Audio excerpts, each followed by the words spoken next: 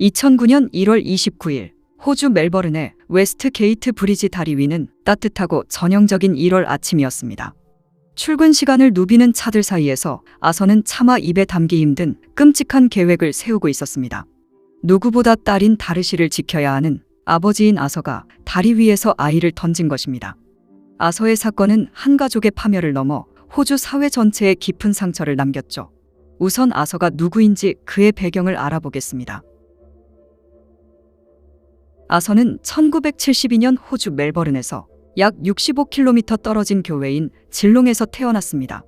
그는 평범한 어린 시절을 보냈고 고등학교를 졸업한 후 디킨 대학교에 입학해 컴퓨터과를 졸업하게 되었고 얼마 지나지 않아 IT 회사에 취업하게 되었습니다.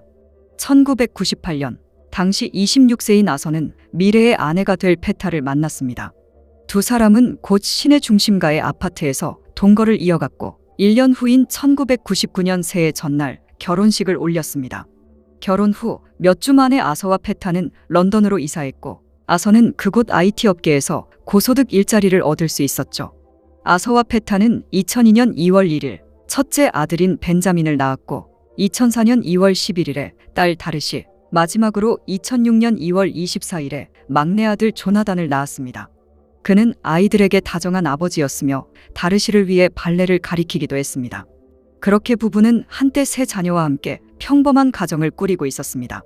아서는 런던에서 순탄한 삶을 살았고 영국 영주권을 취득하는 중이었지만 하지만 페타는 고향인 호주로 돌아가고 싶었습니다. 그렇게 막내 조나단이 태어난 후 아서는 가족과 함께 호주로 돌아가기로 결정합니다. 불행히도 아서는 호주로 돌아온 후 직장을 구하기가 쉽지 않았습니다. 그로 인해 점차 아서는 예민해졌고 결국 부부는 다투는 날이 많아지기 시작했습니다. 반면 페타는 비교적 빠르게 직장을 구했기 때문에 아서가 이 기간 동안 전업주부가 되었다는 것을 의미합니다. 아서는 전업주부 역할을 제대로 해내지 못했고 계속해서 일자리를 구하지 못하면서 그는 가족에게 웃음거리가 되고 말았습니다. 그렇게 그는 힘든 시간을 보내고 있었죠.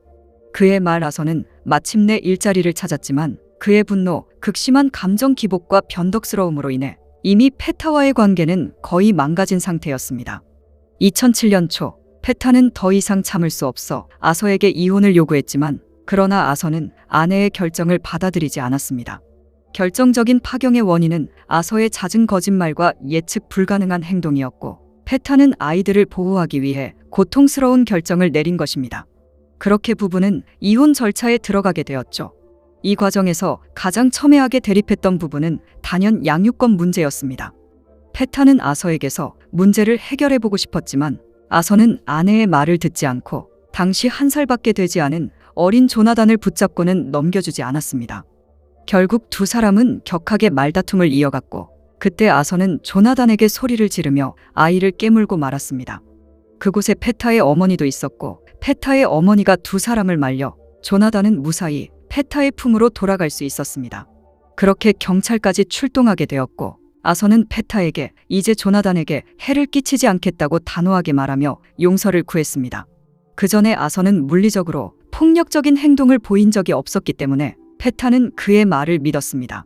이렇게 상황은 진정되었고 아서는 자신의 본가로 이사했으며 페타가 출근하는 동안 그는 아이들을 정기적으로 돌보았습니다.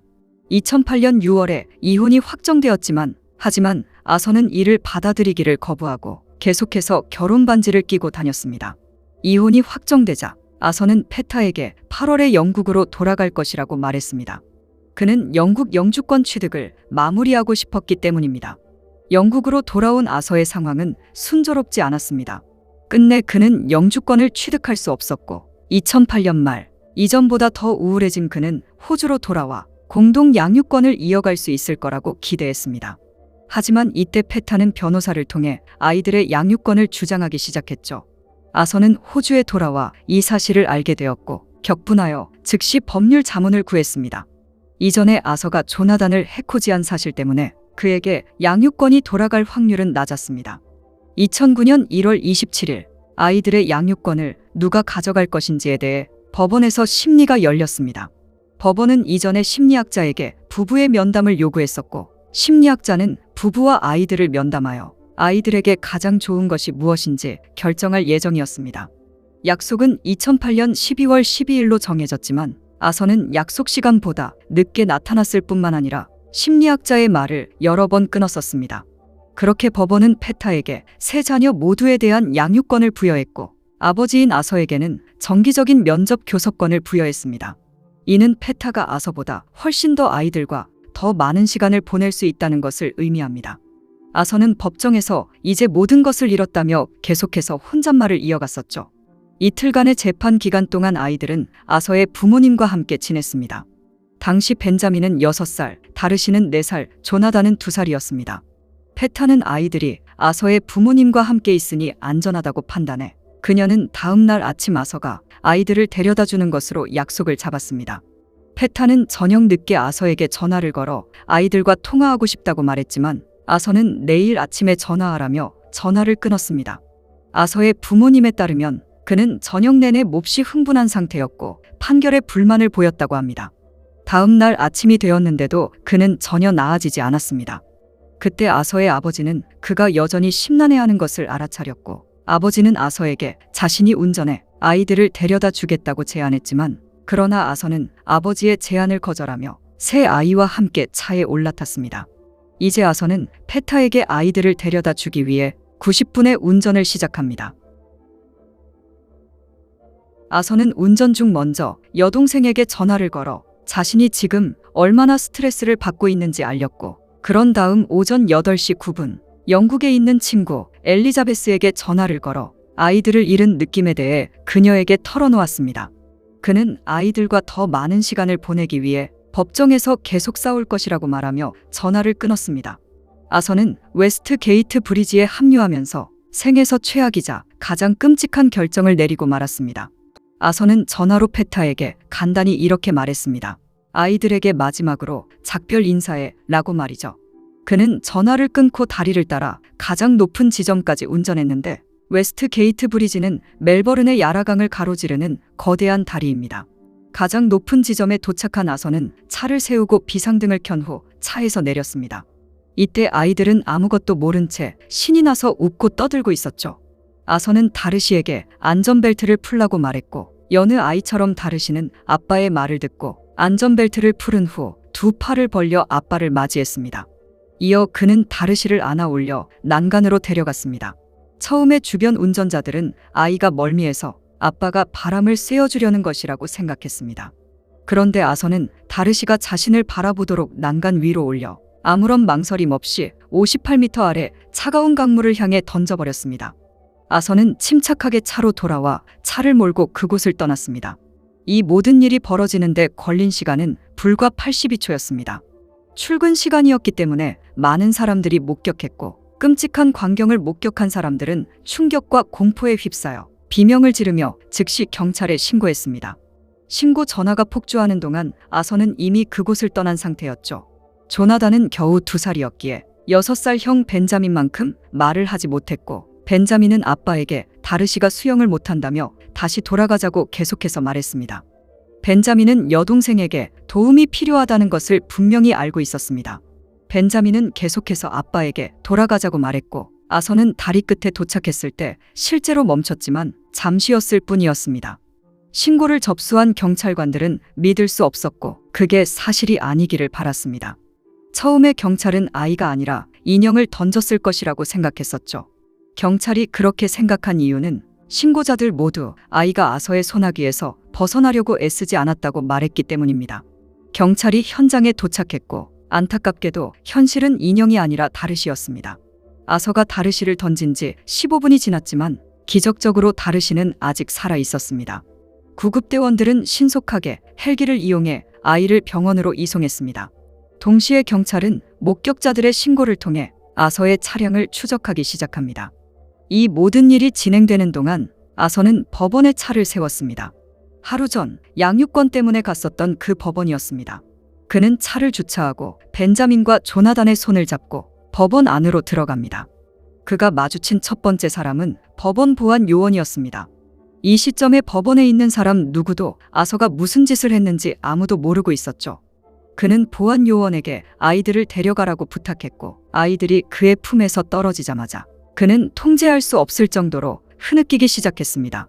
법원 직원들은 그를 위로하며 무슨 일이 있었는지 모르지만 괜찮을 것이라고 말했죠. 아선은 계속해서 흐느끼면서 아이들을 데려가 달라고 간청했습니다. 그에게서 아무런 정보도 얻을 수 없었고 결국 벤자민이 그들에게 사실을 털어놓았습니다. 법원 관계자들은 마침내 사건의 실마리를 알게 되어 경찰에 신고했고 그렇게 아선은 체포되었습니다. 경찰서에 도착하자마자 아선은 매우 뚜렷하게 무기력해 보였고 눈에 띄게 떨고 있었습니다. 결국 당장은 신문을 이어갈 수 없었죠. 아서가 구금된 동안 다르시는 심각한 내부 손상과 뇌의 손상을 입은 채 응급실로 이송되었습니다. 불행히도 다르시의 상태는 심각했고 다리에서 던져진 지 4시간이 조금 넘은 오후 1시 35분 결국 다르시는 숨을 거두고 말았습니다. 수사관들은 아서가 정신적으로 문제가 있는지 아니면 그저 순수한 악인인지 알아내려 정신과 전문의들을 동원해야 했습니다. 아서가 극악무도한 짓을 저지른 후 2년이 지나서야 재판을 받기에 적합하다고 판단했고 재판이 시작되자 그는 무죄를 주장했습니다. 그의 변호인단은 당시 아서가 자신의 의지와 상관없이 다르시를 던졌다고 말하면서 그의 정신질환을 주장했습니다. 검찰은 당시 목격자인 한 명을 증인석으로 불러 증언하게 했고 그는 이렇게 말했습니다. 그가 아이를 들어 올려 던졌을 때 아무런 망설임도 없었습니다. 그러고 나서 몇 초 동안 난간 너머를 바라보더니 아무렇지 않게 자신의 차로 돌아갔습니다. 검찰은 아서가 정신질환이 없으며 법원의 양육권 결정에 분노해 전처에 대한 궁극적인 복수 행위로서 이 극악무도한 범죄를 저질렀다고 주장했습니다. 한 정신과 전문의는 아서의 범행은 자발적이었으며 이는 순전히 전처의 복수였다고 밝혔습니다. 아서가 3명의 자녀 중 왜 다르시를 선택했는지 알려지지 않았지만 전문의들은 페타가 3명의 자녀 중 다르시와 제일 가까웠기 때문에 다르시의 죽음이 그녀에게 가장 큰 상처로 남게 되어 그래서 아서가 다르시를 선택한 것으로 추정했습니다. 아서는 그날 아침 페타에게 전화한 것도 아이를 던진 것도 잘 기억나지 않는다고 말했습니다. 또한 아서의 가족도 그가 정신질환을 앓은 적이 있었다고 주장했죠. 여기에 대해 검찰은 당시 아서가 정신줄을 놓았다면 어떻게 침착하게 다리 위에 비상등을 켜고 차를 주차했는지 또한 여동생과 영국 친구에게 침착하게 전화한 것을 되물었고 그리고 법원 주차장에 들어왔을 때 그가 침착하게 후진으로 주차 공간에 주차했다며 따라서 그의 정신 상태가 온전했다고 주장했습니다. 2011년 4월 11일 판사는 판결을 내리면서 당신은 당시 6살인 벤자민과 2살이었던 조나단이 지켜보는 가운데 범행을 저질렀습니다. 당신은 딸을 이용해 전처와 2 자녀에게 씻을 수 없는 상처를 입혔습니다. 또한 당신은 재판 내내 후회하거나 반성하는 모습을 보이지 않았습니다. 판사는 아서에게 이렇게 질타하며 32년 동안 가석방이 허용되지 않는 종신형을 선고했습니다. 2011년 5월 아서는 유죄 판결에 대해 형량이 지나치게 무겁다며 항소를 시도했지만 그의 항소는 기각되었습니다. 사건 이후 페타는 언론 인터뷰를 통해 딸의 죽음을 애도하며 제도적 개선을 촉구했고 2014년 페타는 웨스트 게이트 브리지에 안전한 구조물이 있었다면 딸의 생명을 구할 수 있었을 것이라는 이유로 당국을 상대로 비공개 금액의 소송을 진행했고 그녀는 승소했습니다. 이후 그녀의 뜻대로 웨스트 게이트 브리지에 안전 구조물이 설치되었습니다. 다르시의 명복을 빌며 다시는 이러한 비극이 일어나지 않길 바랍니다.